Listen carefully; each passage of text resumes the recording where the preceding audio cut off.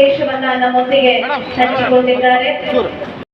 ಈ ಮೂಲಕ ತಿಳಿಸ್ತಾ ಅವರ ಜನ್ಮದಿನದ ಶುಭಾಶಯಗಳನ್ನ ವೇದಿಕೆಯ ಪರವಾಗಿ ನಮ್ಮೆಲ್ಲರಿಗೂ ಸಮರ್ಪಿಸ್ತಾ ಇದ್ದೇನೆ. ಕಾರ್ಯಕ್ರಮವನ್ನು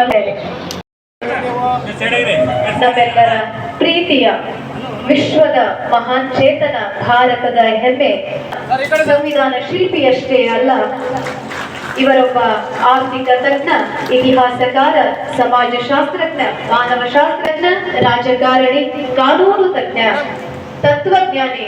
ಹೇಳಿಕ್ಕೆ ವಿಶ್ವದ ಯಾವ ವ್ಯಕ್ತಿಗೂ ಇಲ್ಲ ಅಂದ್ರೂ ತಪ್ಪಾಗೋದಿಲ್ಲ. ಹಿಂದೆಯೂ ಇರಲಿಲ್ಲ, ಈ ಮುಂದೆನೂ ಆ ತರದ ವ್ಯಕ್ತಿತ್ವ ಸಿಗುತ್ತೋ ಅಂತ ಚೇತನ ಗೊತ್ತಿಲ್ಲ. ಸಾಧ್ಯ ಅಂತಹ ಮೇರು ವ್ಯಕ್ತಿತ್ವ ಅವರೊಂದು ಮಾತನ್ನ ನಾನಿಲ್ಲಿ ಸ್ಮರಿಸಲಿಕ್ಕೆ ಬಯಸ್ತೀನಿ. ಎಲ್ಲಾ ವೇದಿಕೆಯ ಮೇಲಿರುವ ಸರ್ವಧರ್ಮ ಸಮಭಾವದ ಪ್ರಜಾಸತ್ತಾತ್ಮಕ ಗಣರಾಜ್ಯವನ್ನಾಗಿ ಸಮಸ್ತ ನಾಗರಿಕರಿಗೆ ಸಾಮಾಜಿಕ, ಆರ್ಥಿಕ ಮತ್ತು ರಾಜಕೀಯ ನ್ಯಾಯ,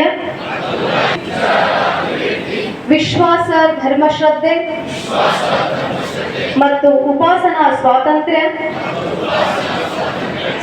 ಹಾಗೂ ಅಖಂಡತೆಯನ್ನು ಸುನಿಶ್ಚಿತಗೊಳಿಸಿ ಅವರಲ್ಲಿ ಭ್ರಾತೃತ್ವ ಭಾವನೆ